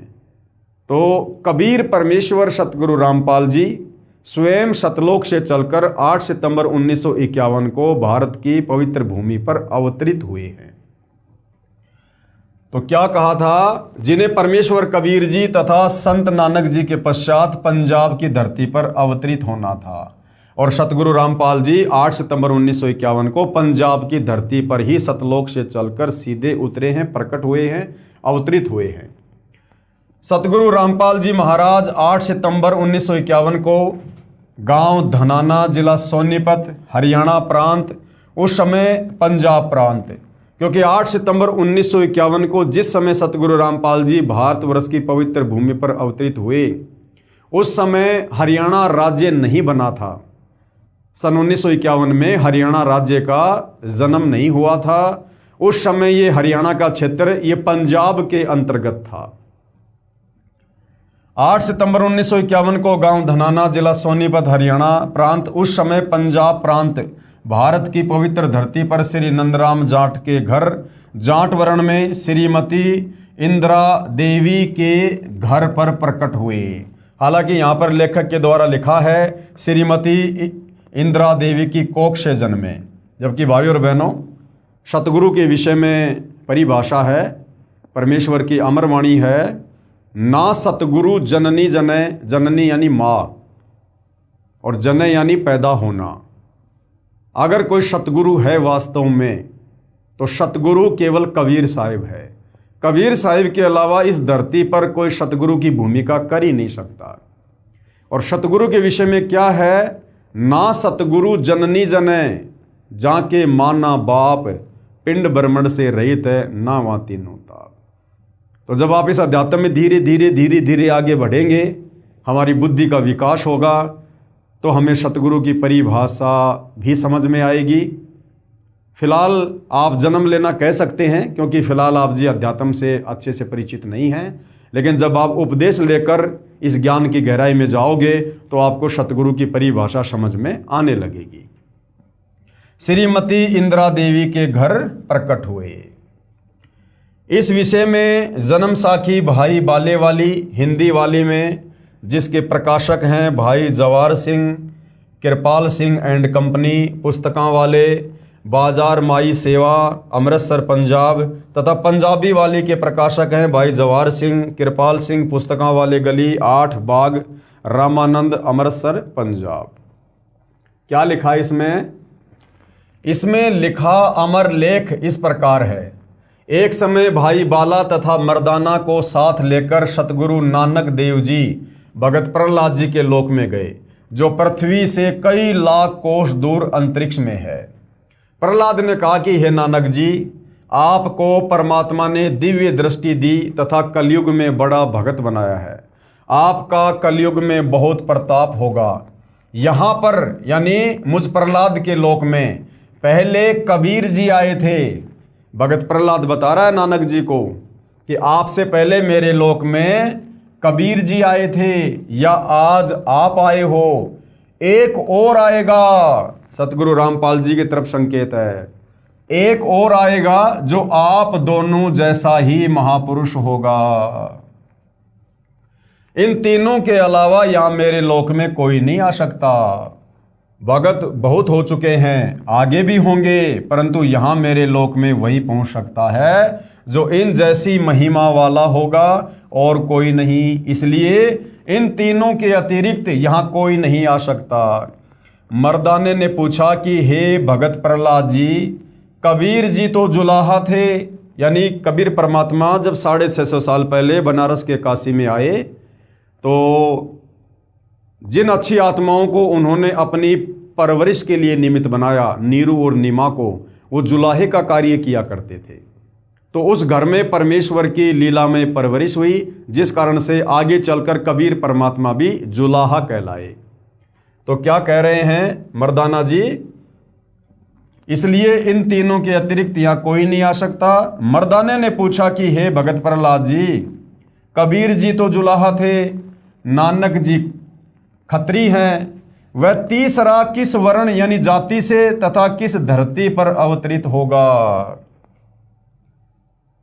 भगत प्रहलाद ने कहा, भाई सुन, नानक जी के सचखंड जाने के सैकड़ों वर्ष पश्चात पंजाब की धरती पर और जाट वर्ण में जन्म लेगा, यानी अवतरित होगा, प्रकट होगा, तथा उसका प्रचार क्षेत्र बरवाला होगा। लेख समाप्त। अब यहां पर गुरुदेव भगवान कह रहे हैं, विवेचन कीजिए। सतगुरु रामपाल दास जी महाराज वही अवतार हैं जो अन्य परमाणु के साथ साथ जन्म साखी में लिखे वर्णन पर खरे उतरते हैं। जन्म साखी में 100 वर्ष के पश्चात लिखा है, यहां पर सैकड़ों वर्ष पश्चात कहा गया था, जिसको पंजाबी भाषा में लिखते समय 100 वर्ष ही लिख दिया गया। अब ये सारी बातें भाई और बहनों सतगुरु रामपाल जी क्यों कह रहे हैं कि भाई बाल्य वाली जन्म साखी में क्या लिखा गया, ऐसा क्यों लिखा गया, जबकि वहाँ पर ऐसा लिखा होना चाहिए था? क्योंकि सतगुरु रामपाल जी, अभी आपने देखा जब मर्दाने ने पूछा तो भगत प्रहलाद ने कहा कि वो जो तीसरा महापुरुष आएगा मेरे लोक में, वो नानक जी और कबीर जी जैसा ही होगा, उनके जितनी शक्ति वाला ही होगा। तो भाई कबीर जी तो अंतर्यामी थे, नानक जी भी सिद्धि युक्त थे, शक्ति युक्त थे, और वो तीसरा यानी सतगुरु रामपाल जी भी उनके जैसा ही होगा, उनकी महिमा भी उतनी होगी, उनकी शक्ति भी कबीर जी के जितनी होगी। तो सतगुरु रामपाल जी तो स्वयं कबीर जी ही हैं। तो जो सतगुरु रामपाल जी ने बताया, जो त्रुटि लोगों ने लिखते समय जन्म साखी में जो कर दी, लेख को ना समझ पाने के कारण, तत्व ज्ञान के अभाव में, उसको सतगुरु रामपाल जी ने शुद्ध किया है। यहां पर सैकड़ों वर्ष पश्चात कहा गया था, जिसको पंजाबी भाषा में लिखते समय 100 वर्ष ही लिख दिया, क्योंकि मर्दाना ने पूछा था कि वह कौन से युग में नजदीक ही आएगा।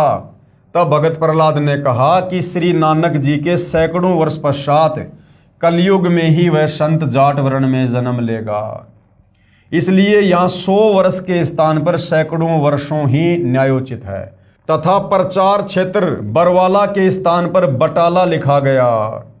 इसके 2 कारण हो सकते हैं कि शहर बरवाला जिला हिसार हरियाणा उस समय पंजाब प्रांत में सुप्रसिद्ध नहीं था, तथा बटाला शहर पंजाब प्रांत में प्रसिद्ध था। लेखनकर्ता ने इस कारण से बरवाला के स्थान पर बटाला लिख दिया। दूसरा, प्रिंट करते समय बरवाले की जगह बटाले प्रिंट हो गया है। एक और विशेष विचारणीय पहलू है कि पंजाब के बटाला शहर में कोई भी जाट संत नहीं हुआ। अगर भगत प्रहलाद की इस बात को माने, जब मर्दाना ने पूछा कि वो कौन होगा, कहाँ आएगा, किस जाति में होगा, तो प्रहलाद जी ने कहा कि वो पंजाब की धरती पर होगा, जाट वर्ण में होगा, और उसका जो प्रचार प्रसार क्षेत्र होगा वो बटाला होगा। मान लो हम बटाला लेकर चलते हैं, तो भाई बटाला शहर में, पंजाब के बटाला शहर में तो आज तक कोई जाट संत हुआ ही नहीं है। तो यहाँ पर जो बटाला है, यहाँ पर बरवाला बोला गया था, जो लेखनकर्ता ने अपनी अज्ञानता कह लीजिए, क्योंकि उस समय बरवाला शहर इतना ज़्यादा सुप्रसिद्ध नहीं था, इसलिए उसने बटाला लिख दिया, लेकिन असल में ये क्या है, बरवाला। एक और विचारणीय पहलू है कि पंजाब के बटाला शहर में कोई भी जाट संत नहीं हुआ है जो इन महापुरुषों परमेश्वर कबीर देव जी व श्री नानक देव जी के समान महिमावान तथा इनके समान ज्ञानवान हुआ हो।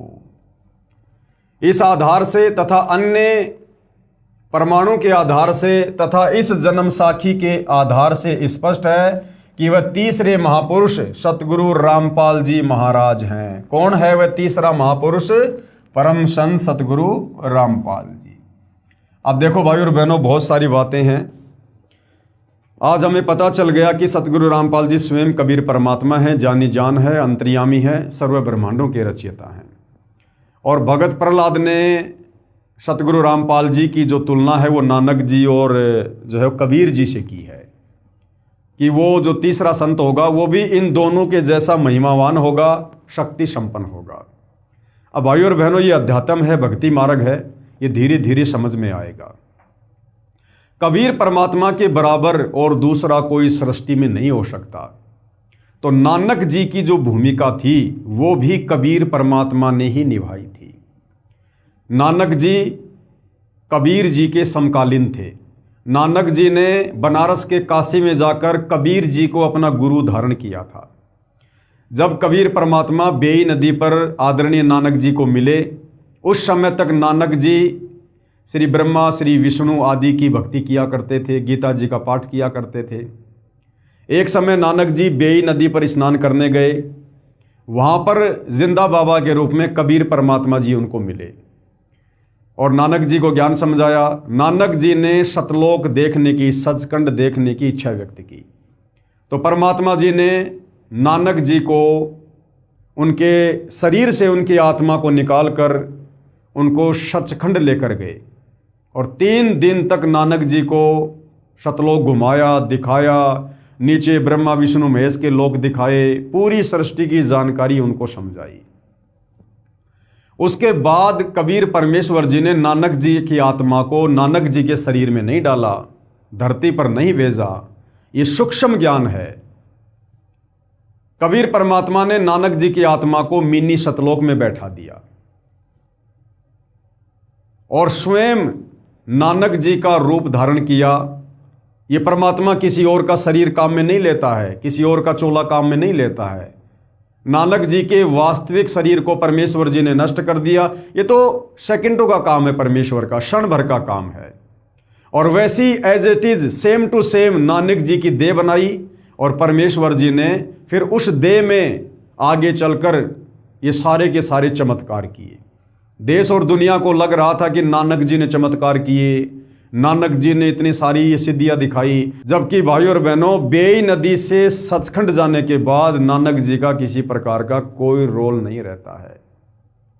उसके बाद सारा का सारा खेल कबीर परमात्मा जी अपने हाथ में ले लेते हैं। महिमा श्री नानक जी की बनती चली गई और कार्य, चमत्कार, सिद्धियां सब कुछ कबीर परमात्मा जी ने दिखाई। तो कबीर परमात्मा जी कहो चाहे सतगुरु रामपाल जी कहो, इन्होंने ही बाला और मर्दाना को नानक जी के रूप में भगत प्रहलाद के लोक के दर्शन करवाए। वह तीसरे महापुरुष सतगुरु रामपाल जी महाराज हैं। क्योंकि भाइयों और बहनों, कबीर परमात्मा के समकालीन कोई नहीं है, उनके बराबर कोई नहीं हो सकता, उनके जैसा भी कोई नहीं हो सकता। तो मर्दाना जी यहाँ पर कह रहे हैं कि नानक जी और कबीर जी के बराबर होगा वो तीसरा संत जो पंजाब की धरती पर होगा, जाट जाति में होगा। अर्थात ये सारे के सारे खेल, चाहे काशी के बनारस में जुलाहे की भूमिका करना हो, ये कबीर परमात्मा जी ने की। नानक जी के रूप में बहुत सारे चमत्कार करना हो, ये भी कबीर परमात्मा जी ने किया। और आज धरती पर पुनः 8 सितंबर 1951 को वही कबीर परमात्मा सतगुरु रामपाल जी के नाम से धरती पर अवतरित हैं। तो वह तीसरे महापुरुष सतगुरु रामपाल जी महाराज हैं तथा इनका आध्यात्मिक ज्ञान भी इन दोनों महापुरुषों परमेश्वर कबीर जी तथा श्री नानक देव जी से मेल खाता है। आप देखेंगे दोनों फोटोकॉपी, जो जन्म साखी भाई बाले वाली जो कि एक पंजाबी भाषा में है तथा दूसरी हिंदी है जो कि पंजाबी भाषा से ही अनुवादित है। इसमें कुछ लेख ठीक नहीं लिखा है। जैसे पंजाबी भाषा में लिखा है कि जो इस जीहा कोई होवेगा ता एथे पहुँचेगा, होर दा एथे पहुँचण दा कम नहीं। परंतु हिंदी वाली जन्म साखी में यह विवरण नहीं है, जो बहुत महत्वपूर्ण है। इससे सिद्ध है कि लिखते समय कुछ लेख बदल जाता है, फिर भी ढेर सारे प्रमाण हैं जो इस पुस्तक में अन्य महापुरुषों के द्वारा सतगुरु रामपाल जी महाराज के विषय में कहे गए हैं, वे भी इसी को प्रमाणित करते हैं। विशेष यदि कोई ये कहे कि जन्म साखी में लिखी व्याख्या संत गरीबदास जी गांव छुड़ानी वाले के लिए है, यानी भाई बाल्य वाली जन्म साखी में जो कहा गया ना कि वो जो संत होगा वो जाट जाति में होगा, पंजाब की धरती पर होगा, तो यहाँ पर शंका समाधान किया जा रहा है कि कोई ये ना सोचे कि ये आदरणीय गरीबदास जी के विषय में जो कि जाट जाति में थे, गांव छुड़ानी में थे, छुड़ानी भी उस समय जो है वो पंजाब की ही वो धरती पर था, तो कोई ये मन में शंका ना कर ले कि यहाँ पर भगत प्रहलाद ने जाट जाति का वर्णन, पंजाब की धरती पर आने का वर्णन आदरणीय गरीबदास जी के लिए किया होगा। यदि कोई ये कहे कि जन्म साखी में लिखी व्याख्या संत गरीबदास जी गांव छुड़ानी वाले के लिए है, क्योंकि वे भी जाट जाति से थे तथा छुड़ानी गांव भी पहले पंजाब प्रांत के अंतर्गत आता था, ये भी उचित नहीं लगती, क्योंकि संत गरीबदास जी ने अपनी अमृतवाणी असुर निकंदन रमेणी में कहा है कि सतगुरु दिल्ली मंडल आईसी, सूती धरनी सुम जगाईसी। आदरणीय गरीबदास जी ने तो खुद ही क्लियर कर दिया कि भैया वो संत मैं नहीं हूं जिसके विषय में भगत प्रहलाद ने मर्दाने को बताया था, क्योंकि आदरणीय गरीबदास जी को कबीर परमात्मा जिंदा महात्मा के रूप में मिले थे और उसके बाद उनको शतलोक दिखाया, उनका ज्ञान योग खोला, तो आदरणीय गरीबदास जी ने 5वें वेद सूक्ष्म वेद की रचना की, जिसको सदग्रंथ साहिब कहते हैं, जिस सदग्रंथ साहिब का सभी सतलोक आश्रमों में 3 दिन का पाठ होता है। तो उसी सदग्रंथ साहिब में से सतगुरु रामपाल जी ने जो हमें त्रिकाल संध्या दी है, सुबह का नित्य नियम, दोपहर की रमेणी, शाम की संध्या आरती, तो दोपहर की रमेणी को क्या कहते हैं? असुर निकंदन रमेणी, यानी दोपहर में हम भाई बहन जो आरती करते हैं उसको असुर निकंदन रमेणी कहते हैं। तो आदरणीय गरीबदास जी ने यह क्लियर कर दिया असुर निकंदन रमेणी में कि सतगुरु दिल्ली मंडल आईसी, सूती धरणी सुम जगाईसी, कि भाई मुझे जो सतगुरु मिला था, जो कबीर भगवान मिला था मुझे जिंदा बाबा के रूप में, वो आगे चलकर दिल्ली मंडल में आएगा। यानी गरीबदास जी ने क्लियर कर दिया कि दिल्ली मंडल में आगे चलकर मैं नहीं आऊँगा 8 सितंबर 1951 को, मेरे सतगुरुदेव जी आएंगे जो मुझे सतलोक से आकर जिंदा बाबा के रूप में मिले थे, कबीर जी। यानी वो कबीर जी ही आगे चलकर दिल्ली मंडल में आएंगे। और भाई और बहनों, जो विशेष संदेश सतगुरु रामपाल जी ने अपने इसार जेल के दौरान बाहर हम आत्माओं के लिए भेजे थे, उस विशेष संदेश में भी सतगुरु रामपाल जी ने इस विषय को लेकर बिल्कुल क्लियर कर दिया है कि वर्तमान में तुम्हारे सतगुरु के रूप में, यानी सतगुरुदेव भगवान स्वयं के विषय में कह रहे हैं कि वर्तमान में वही कबीर भगवान गरीबदास जी का सतगुरु वर्तमान में तुम्हारा गुरु है, कि भाई गरीबदास जी के समय आए थे और वर्तमान में तुम्हारे सामने प्रत्यक्ष प्रकट है, पहचान सको तो पहचान लो। तो गरीबदास जी के समय कौन आए थे? खुद कबीर भगवान आए थे जिंदा बाबा के रूप में।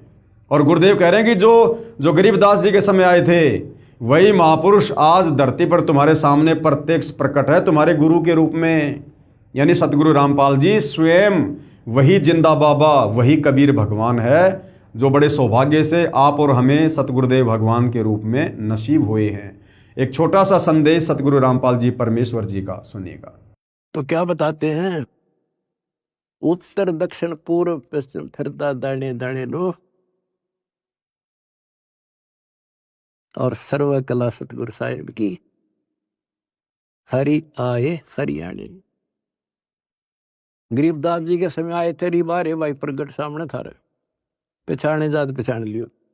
गरीबदास जी के समय आए थे रिबारे भाई प्रगट सामने था, पहचाने जात पहचान लियो। गरीबदास जी के समय आए थे रिबारे भाई प्रगट सामने था, पहचाने जात पहचान लियो। तो भाई और बहनों, इससे भी ये क्लियर हो जाता है कि वर्तमान में सतगुरु रामपाल जी परमेश्वर स्वयं कबीर भगवान है, कबीर परमात्मा है। और गरीबदास जी ने तो क्लियर कर ही दिया कि सतगुरु दिल्ली मंडल आईसी, यानी मेरा सतगुरु कबीर भगवान आगे चलकर दिल्ली मंडल में आएगा, मैं गरीबदास नहीं आऊँगा। तो भगत प्रहलाद ने मर्दाने से जो कहा था वो सतगुरु रामपाल जी परमेश्वर जी के लिए है। संत गरीबदास जी ने अपनी अमृतवाणी असुर निकंदन रमेणी में कहा है कि सतगुरु दिल्ली मंडल आईसी, यानी मेरा सतगुरु कबीर आगे चलकर दिल्ली मंडल में आएगा, यानी गांव धनाने में प्रकट होगा। और सूती धरनी सुम जगाईसी, भावार्थ है कि संत गरीबदास जी के सतगुरु पूज्य कबीर साहिब जी थे। पुराना रोहतक जिला सोनीपत, रोहतक तथा झज्जर को मिलाकर एक जिला रोहतक था, दिल्ली मंडल में लगता था। यह किसी राजा के अधीन नहीं था, अंग्रेजों के शासनकाल में दिल्ली के अधीन था। संत गरीबदास जी ने स्पष्ट किया है कि सतगुरु यानी परमेश्वर कबीर जी दिल्ली मंडल में आएंगे। तो दिल्ली मंडल में वर्तमान में कौन आए? सतगुरु रामपाल जी आए। तो गरीबदास जी के सतगुरु यानी कबीर भगवान ही स्वयं 8 सितंबर 1951 को सतगुरु रामपाल जी के नाम से प्रकट हुए हैं। दिल्ली मंडल में आएंगे, भक्तिहीन प्राणियों को जगाएंगे, सूती धरनी सोम जगाईसी, और शत भक्ति कराएंगे।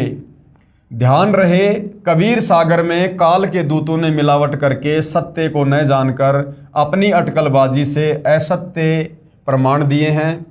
उसका नाश करने के लिए परमेश्वर कबीर जी ने अपने अंश अवतार संत गरीबदास जी द्वारा यथार्थ ज्ञान प्रचार करवाया है, जो संत गरीबदास जी की अमृतवाणी रूप में है। इसी बात की पुष्टि कबीर सागर के संपादक कबीर पंथी श्री युगलानंद बिहारी जी की उस टिप्पणी से होती है जो उन्होंने अनुराग सागर तथा ज्ञान सागर की भूमिका में की है, और कहा है कि कबीर पंथियों ने ही कबीर पंथ के ग्रंथों का नाश कर रखा है। अपने अपने मत अनुसार फेर बदल करके अपने मत को जोड़ा है। मेरे पास अनुराग सागर तथा ज्ञान सागर की कई प्रतियां रखी हैं जिनमें से एक दूसरे से मेल नहीं खाती हैं। सतगुरु रामपाल जी महाराज का जन्म, लेखक के अनुसार जन्म, और जब ये ज्ञान समझ में आएगा तो उसके अनुसार अवतरण। सतगुरु रामपाल जी महाराज का अवतरण श्री नंदराम जाट के घर 8 सितंबर 1951 को गांव धनाना, जिला सोनीपत, उस समय जिला रोहतक में हुआ था, जो वर्तमान हरियाणा तथा पंजाब प्रांत मिलकर उस समय एक ही पंजाब प्रांत था। परमेश्वर कबीर जी ने भी कहा था कि जिस समय कलयुग 5500 वर्ष बीत चुका होगा, मैं गरीबदास वाले 12वें पंथ में आगे स्वयं आऊंगा। कबीर परमात्मा जी ने 650 साल पहले धर्मदास जी के माध्यम से कबीर सागर लिखवाया था, और जब धर्मदास जी काफ़ी चिंतित हो गए थे कि हे परमात्मा, आपने मुझे तो सार नाम दे दिया लेकिन मेरे वंशजों को देने से मना कर दिया, तो ये कैसे पार होंगे? धर्मदास जी चिंतित हो गए। तो कबीर परमात्मा ने कहा कि धर्मदास तू चिंता ना कर, 5505 वर्ष जब कलयुग बीत जाएगा, उस समय मैं खुद गरीबदास जी के 12वें पंथ में जाऊंगा आगे। यानी गरीबदास जी का 12वां पंथ चल चुका होगा, और जब वो पंथ समाप्त होने वाला होगा, उस समय मैं खुद ही उस 12वें पंथ में जाऊंगा। 12वें पंथ हम ही चल आवें, सब पंथों को मिटाकर एक पंथ चलावें। तो आदरणीय गरीबदास जी के 12वें पंथ में आगे चलकर खुद कबीर भगवान ने ही आना था, और खुद कबीर भगवान सतगुरु रामपाल जी के नाम से आदरणीय गरीबदास जी के 12वें पंथ में ही आए, क्योंकि साध वचन पलटे नहीं, चाहे पलट जाए ब्रह्मांड। तो 17 फरवरी 1988 को सतगुरु रामपाल जी ने एक अच्छी आत्मा आदरणीय रामदेवानंद जी को अपना मुंह बोला गुरु धारण किया, और 17 फरवरी 1988 को गरीबदास जी के 12वें पंथ में दीक्षा ली। सांसारिक दिखावे में दीक्षा ली, अन्यथा जगत गुरु को किसी से गुरु बनाकर दीक्षा लेने की आवश्यकता नहीं होती है। परमेश्वर कबीर जी ने भी कहा था कि जिस समय कलयुग 5500 वर्ष बीत चुका होगा, मैं गरीबदास वाले 12वें पंथ में आगे स्वयं आऊंगा। संत गरीबदास जी द्वारा मेरी यानी कबीर परमेश्वर की महिमा की वाणी प्रकट होगी, तथा गरीबदास वाले 12वें पंथ तक के साधक मुझे आधार बनाकर वाणी को समझने की कोशिश करेंगे, परंतु वाणी को न समझकर शतनाम तथा सारनाम से वंचित रहने के कारण असंख्य जन्म तक शतलोक प्राप्ति नहीं कर पाएंगे। यानी गरीबदास जी के पंथ में जितने भी समय तक गरीबदास जी का पंथ चला, तो गरीबदास जी के पंथ में जितने भी लोग नाम दीक्षा लेंगे, उपदेश प्राप्त करेंगे, वो लोग असंख्य जन्मों तक मोक्ष प्राप्त नहीं कर पाएंगे। उसी 12वें पंथ यानी गरीबदास जी वाले पंथ में, उसी 12वें पंथ गरीबदास जी वाले पंथ में मैं परमेश्वर कबीर जी ही स्वयं चलकर आऊंगा। इस विषय पर भाइयों और बहनों मैंने बहुत सारी वीडियो विस्तार से बना रखे हैं कि आदरणीय गरीबदास जी के 12वें पंथ में स्वयं कबीर परमात्मा ही सतगुरु रामपाल जी के नाम से आए हैं। बहुत सारे जो प्रमाण हैं गुरुदेव के सत्संगों से दास ने दिए हुए हैं। इस ज्ञानगंगा पुस्तक पर यदि हम विस्तार से बात करेंगे तो नए भगत भाई बहन लेख को नहीं समझ पाएंगे।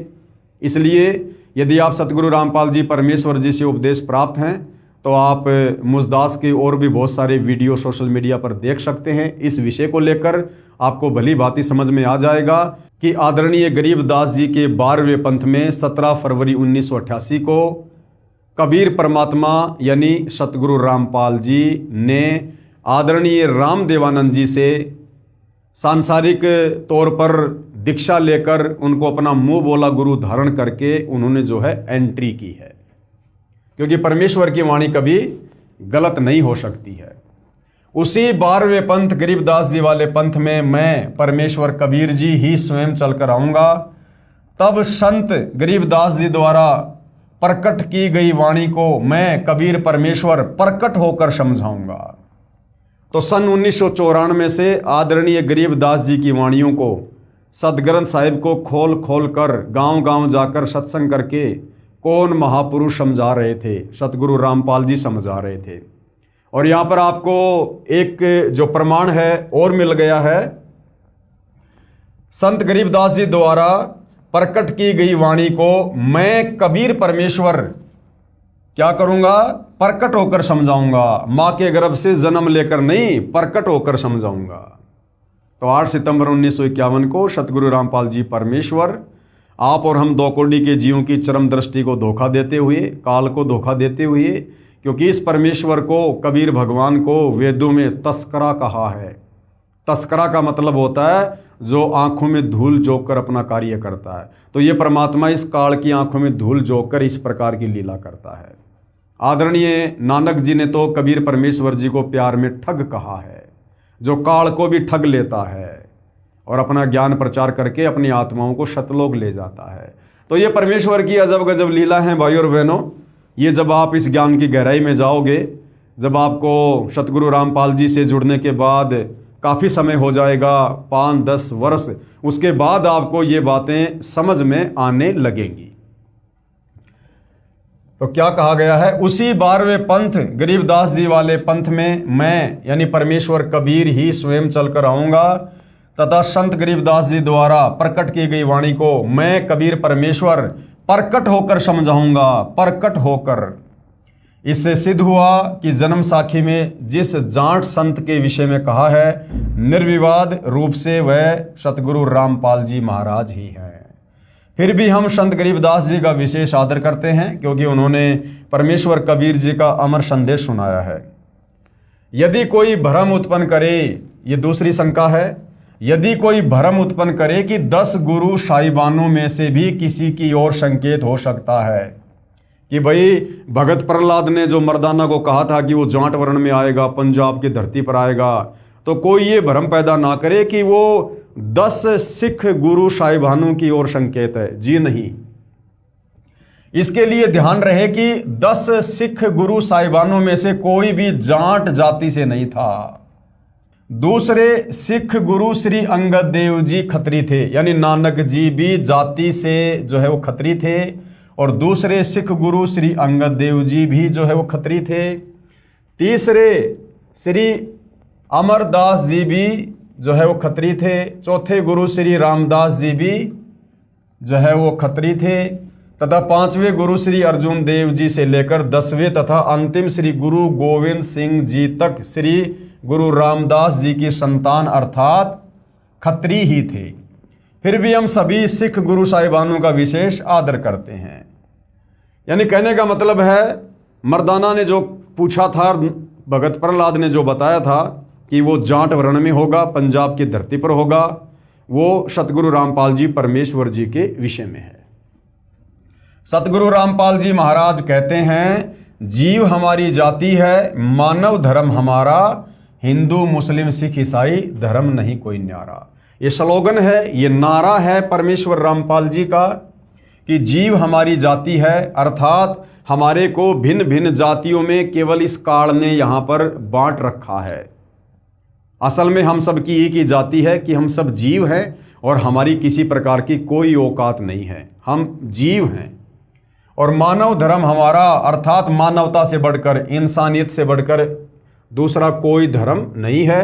ये बाकी जितने भी धर्म हैं हजारों की संख्या में, मुख्य तौर पर हिंदू, मुस्लिम, सिख, ईसाई, जैनी, बौद्ध, यहूदी, फारसी, मंगोली, ये सब इस काल के द्वारा उत्पन्न किए गए हैं, काल के द्वारा बनवाए गए हैं। आप और हम परमेश्वर की आत्माओं को इस कलयुग के समय में आपस में जो है बांटने के मकसद से, क्योंकि इसी समय कबीर परमात्मा धरती पर तत्वदर्शी संत के रूप में प्रकट होते हैं, अपने ज्ञान का प्रचार करते हैं, आत्माओं को काल के जाल से मुक्त करवाकर सतलोक लेकर जाते हैं।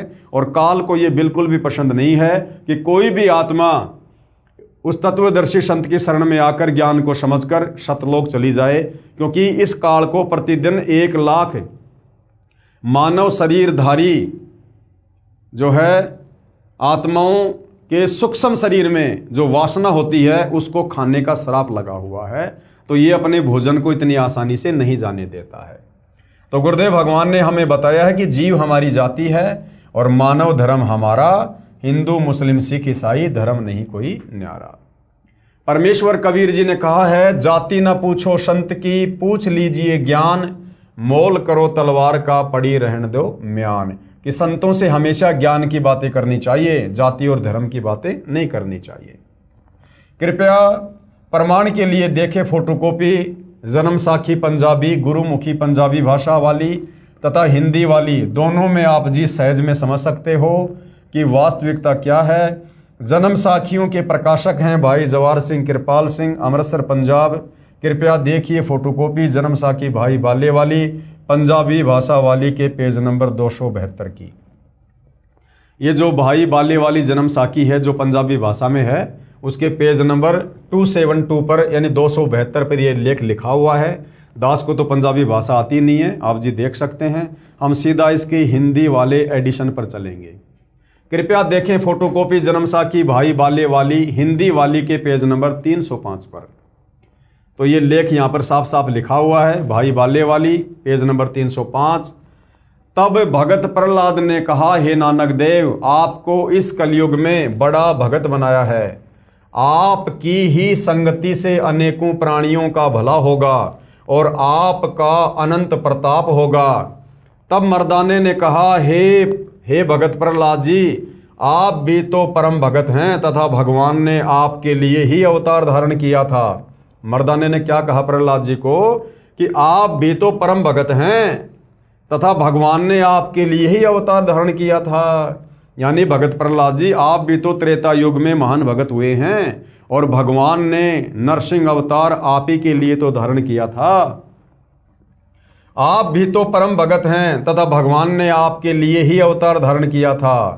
प्रहलाद जी ने कहा, हे भाई मर्दाना, इस स्थान पर या तो कबीर पहुंचा है और यह गुरु नानक आया है। यहाँ आना कोई आसान यानी कोई सुगम कार्य नहीं है। एक और महापुरुष होगा जो पहुंच सकेगा, यानी मेरे लोक में एक और महापुरुष होगा जो आ सकता है। मर्दाने ने कहा, हे भगतवर, वह पुरुष कौन और कब होगा? प्रहलाद ने उत्तर दिया, जब गुरु नानक देव यहाँ आएंगे तो इनके 100 वर्ष पश्चात, यहाँ पर सैकड़ों वर्ष था लेकिन लेखक ने यहाँ पर 100 वर्ष लिखा है जो गलत है। तो इनके सैकड़ों वर्ष पश्चात आएगा, अर्थात यहाँ केवल 3 आदमी ही आने हैं। ये आदमी जो शब्द है ये गलत है। ये किसी भी महापुरुष के लिए आदमी शब्द यूज नहीं किया जाता है। एक तो भगत कबीर अब देखो, जो भगत प्रहलाद है वो अपनी ज्ञानहीनता के चलते, अपनी अज्ञानता के चलते, तत्व ज्ञान ना होने के कारण, और परमात्मा जी को क्या कह रहा है? भगत। एक तो भगत कबीर और दूसरे श्री गुरु नानक देव जी, इनके पश्चात वह तीसरा आएगा। तब मर्दाने ने कहा, हे प्रहलाद जी, कबीर जी तो जुलाहा था और नानक देव जी खत्री हैं, परंतु वह तीसरा किस जाति का होगा? उत्तर में प्रहलाद जी ने कहा, हे मर्दाना, पंजाब की धरती, और वर्ण उसका जाट होगा। वर्ण क्या होगा? जाट होगा, जाट वर्ण में होगा। तथा नगर बटाला, ये बरवाला था भाई और बहनों, बटाला नहीं, तथा नगर बरवाला होगा। उस समय मर्दाना गुरुजी के चरण, फिर आगे लेख समाप्त हो जाता है। अब यहां पर किसी ने सवाल किया सतगुरु रामपाल जी के भक्तों से, प्रश्न, एक संस्कृत के विद्वान शास्त्री ने कहा कि आपके गुरु सतगुरु रामपाल जी महाराज संस्कृत नहीं पढ़े हैं। आप कहते हो कि उन्होंने श्रीमद् भगवद गीता का यथार्थ अनुवाद करके भक्तों को बताया है, यह कभी नहीं हो सकता। तो भगत ने क्या उत्तर दिया? सतगुरु रामपाल जी महाराज के भगत ने उत्तर दिया, शास्त्री जी, उसी को तो परमेश्वर का अवतार कहते हैं, जो भाषा का ज्ञान ना होते हुए यथार्थ अनुवाद कर दे। क्योंकि परमेश्वर सर्वज्ञ है, सर्वज्ञ यानी सब कुछ जानने वाला, वो हर भाषाओं को जानता है। उन्हीं गुणों से युक्त उसका भेजा हुआ अवतार होता है। वह अवतार सतगुरु रामपाल जी महाराज जी हैं। जबकि इस ज्ञान की गहराई में जाने के बाद पता चलेगा कि सतगुरु रामपाल जी किसी के अवतार नहीं हैं। सतगुरु रामपाल जी स्वयं कबीर भगवान हैं, सर्वज्ञ हैं, और ये स्वयं ही सतलोक से अवतरित हुए हैं। आप तो केवल वेदों और गीता के अनुवाद से ही अचंभित हैं। सतगुरु रामपाल जी महाराज ने तो बाइबल तथा कुरान को यथार्थ रूप में बताया है, जिसे ईसाई धर्म के वर्तमान के फादर व पादरी तथा मुसलमान धर्म के मुल्ला व काजी भी नहीं समझ सके। तो भाइयों और बहनों, ये पवित्र पुस्तक ज्ञान गंगा, इस पवित्र पुस्तक ज्ञान गंगा में सर्व धर्म शास्त्रों से प्रमाणित यथार्थ ज्ञान है।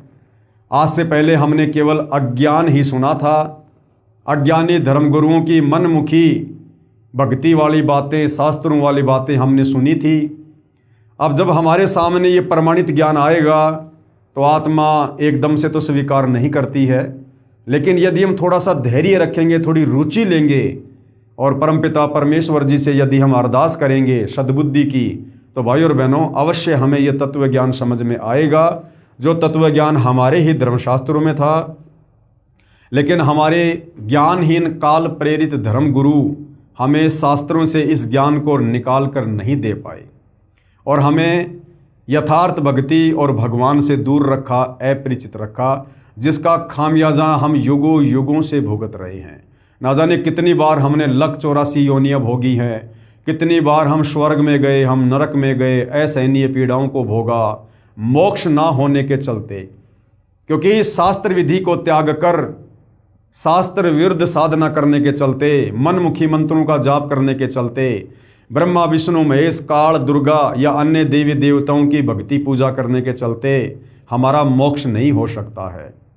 तो भाइयों और बहनों, आज वो समय आ गया है। ये कलयुग की बिचली पीढ़ी है, मोक्ष का प्राइम टाइम है। आप और हमारे पास में गोल्डन चांस है। परमात्मा कबीर देव स्वयं सतगुरु रामपाल जी के नाम से धरती पर प्रकट हैं, जगत गुरु की भूमिका कर रहे हैं, तत्वदर्शी संत की भूमिका कर रहे हैं। हमने थोड़ा सा धैर्य रखना है, निष्पक्ष होकर हमने उनके ज्ञान को थोड़ी रुचि लेकर समझना है।